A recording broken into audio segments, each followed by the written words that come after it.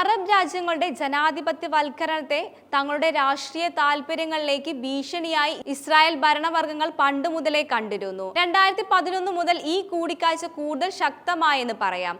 54 വർഷത്തെ സ്വേച്ഛാധിപത്യ ഭരണത്തിന് ശേഷം 2024 ഡിസംബറിൽ അസദ് ഭരണകൂടത്തിന്റെ പതനത്തിനു ശേഷം സിറിയയിലും ഇത് സംഭവിച്ചു. പലസ്തീനോടുള്ള സിറിയൻ ഐക്യദാർഢ്യം ഇപ്പോൾ സ്വതന്ത്രമായി പ്രകടിപ്പിക്കാൻ ശ്രമിക്കുകയാണ് സിറിയക്കാർ. അസദിന്റെ ഭരണകൂടത്തിന് കീഴിൽ രാജ്യത്തിന്റെ അതിന്റെ താൽപര്യത്തിന്റെയും പരിധിക്കപ്പുറം പലസ്തീനുമായി ഒരു പ്രക്ഷോഭമോ ഐക്യദാർഢ്യമോ അനുവദനീയമാകുന്നില്ല. ഇസ്രായേലുമായുള്ള അതിർത്തിക്കടത്ത് ഏതെങ്കിലും തരത്തിലുള്ള ചെറുത്തുനിൽപ്പും സാധ്യമാകുന്നില്ല. ജനകീയ പ്രതിരോധത്തിലെ ഈ മാറ്റത്തിൽ വ്യക്തമായും ആശങ്കാകുലമായ ഇസ്രായേൽ സിറിയൻ പരിവർത്തന പ്രക്രിയയെ ദുർബലപ്പെടുത്തുന്നതിനും വിഭജിക്കുന്നതിനും വേണ്ടി നിരവധി നിലപാടുകൾ സ്വീകരിച്ചിട്ടുണ്ട്.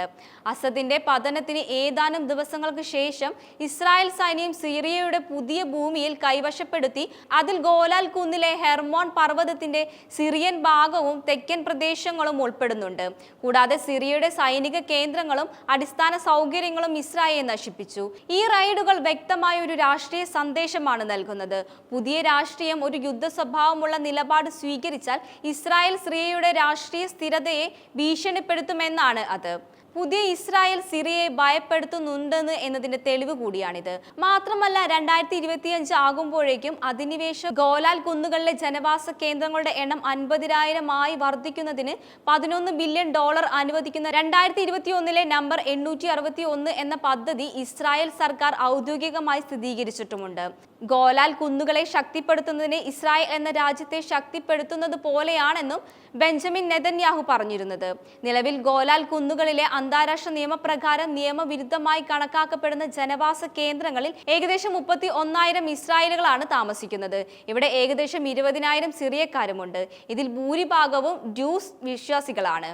ഇസ്രായേലിന്റെ അധിനിവേശത്തിന്റെ ഭാഗമായി ഇസ്രായേൽ സൈന്യം പ്രദേശങ്ങൾ ആക്രമിച്ചിരുന്നു. റോഡുകൾ, ജലം, വൈദ്യുതി ശൃംഖലകൾ, നിരവധി വീടുകൾ, കൃഷിയിടങ്ങൾ എന്നിവ തകർത്തു. കൂടാതെ സാധാരണക്കാരെ ഉപരോധിക്കുകയും ഭക്ഷണ സാധനങ്ങൾ അവരുടെ ഗ്രാമത്തിലേക്ക് പ്രവേശിക്കുന്നത് തടയുകയും അവരുടെ പ്രദേശങ്ങളിൽ നിന്ന് അവരെ പിഴുതെറിയുമെന്ന് ഭീഷണിപ്പെടുത്തുകയും ചെയ്തു.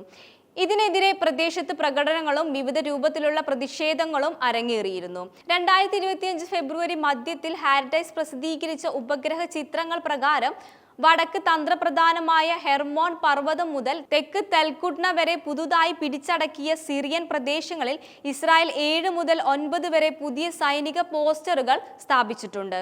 അമേരിക്കൻ കമ്പനിയായ പ്ലാനറ്റ് ലാബ്സിന്റെ ചിത്രങ്ങളുടെ വിശകലനം വെളിപ്പെടുത്തുന്നത് ഗണ്യമായ ജലസ്രോതസ്സുകളുടെ ആവാസ കേന്ദ്രമായ ഈ ഗോലാൻ കുന്നുകളിൽ ഭവനങ്ങൾ, കമാൻഡിംഗ് സെന്ററുകൾ, ക്ലിനിക്കുകൾ, ഷവറുകൾ എന്നിവയും നിർമ്മിച്ചിട്ടുണ്ടെന്നാണ്.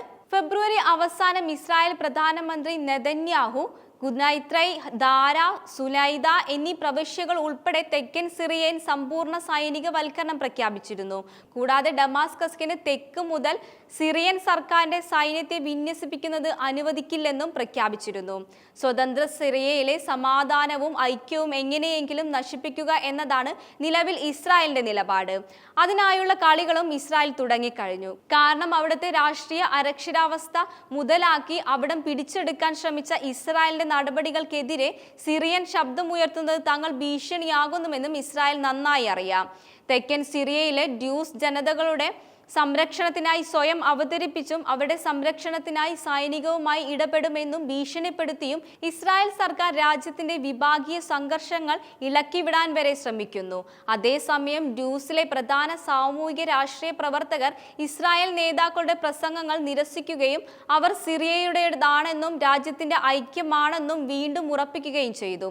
ഇസ്രായേൽ സൈന്യത്തിന്റെ ആക്രമണങ്ങളും സിറിയൻ പ്രദേശങ്ങളിലേക്കുള്ള അധിനിവേശത്തിന്റെ വ്യാപനവും പ്രാദേശിക സമൂഹങ്ങളുടെ ജനാധിപത്യവൽക്കരണത്തിനായുള്ള പോരാട്ടങ്ങളും മേഖലയിൽ അമേരിക്കൻ ആധിപത്യ സാമ്രാജ്യ പദ്ധതിയും എല്ലാ സിറിയയിൽ കടുത്ത അരക്ഷിതാവസ്ഥയും ഉണ്ടാക്കുന്നത്. പക്ഷേ അതിനെതിരെയുള്ള ചെറുത്തുനിൽപ്പും ഇതിനോടകം തന്നെ അവിടെ പൊട്ടിപ്പുറപ്പെട്ടിട്ടുണ്ട്.